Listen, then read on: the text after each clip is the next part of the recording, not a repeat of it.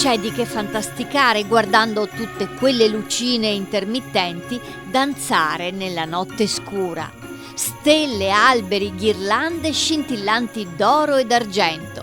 Quest'anno il Comune di Venezia non ha badato a spese per le luminarie, perché in un momento così buio c'è bisogno di luce e le luminarie rappresentano un simbolo di fiducia nel futuro, la voglia di vivere e di essere felici. Le luminarie sono sempre gradite, devo essere sincera, tanto anche noi, sia quelle pubbliche che poi anche noi come negozianti che ci mettiamo quello che possiamo e quindi i clienti sono sempre ben contenti di apprezzare visivamente quello che c'è.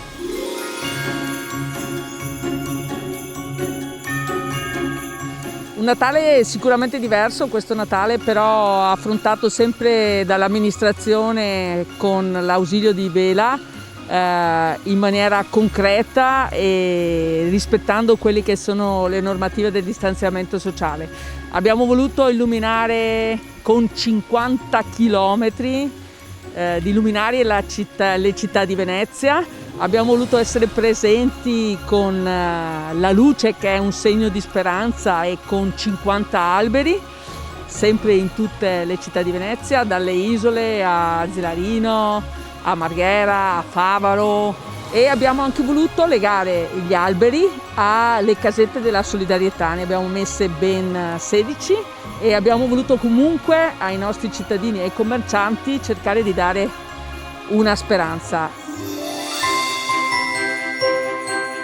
Accendere le luminarie è anche un modo per invitare la gente ad uscire e ad ammirare il paesaggio, a sostenere i negozi e le attività commerciali, restituendo loro un po' di serenità. Sì, le luminarie hanno incentivato, c'era una Mestre bella illuminata.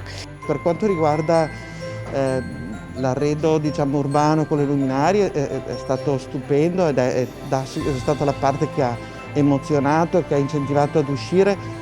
Croce e delizia di questi giorni, perché comunque poi il fatto che la gente fosse numerosa creava in qualche modo un po' di ansia.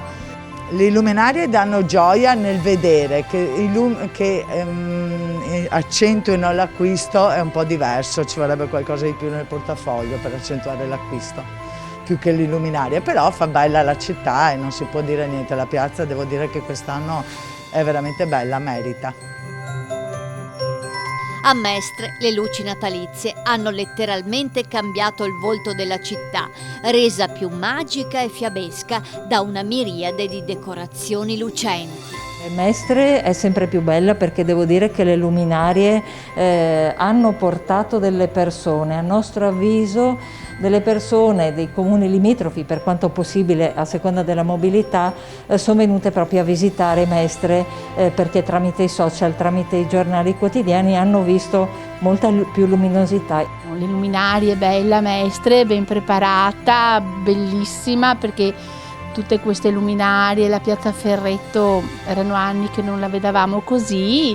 Mestre devo dire che era bellissima, cioè Mestre è bellissima, luminarie stupende. E tra l'altro abbiamo la Galleria Teatro Vecchio dove non ci sono negozi perché è molto buia e grazie a una commerciante ha richiesto le luminarie e l'hanno abbellita. Un giorno ho fatto fare il preventivo per le luci ed era molto costoso e chiaramente noi essendo rimasti in 2 negozi non ce le potevamo permettere. Allora sono andata sul profilo Facebook del nostro sindaco e ho mandato una mail. Dopodiché invece sono venuti gli elettricisti dicendomi che l'aveva letta e appena l'aveva letta aveva subito consentito di illuminare anche quest'ultima. Quindi siamo tutti molto felici, è stato veramente in gamba. E se come sempre in questi casi non mancano le polemiche sulla scelta di investire tante risorse in chilometri e chilometri di luci a LED, per i commercianti le luminarie sono linfa vitale, specie in questi tempi di malattia e isolamento.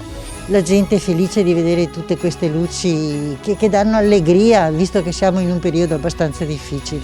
Le luminarie sono estese, hanno esteso anche a zone meno frequentate, questa cosa è molto bella.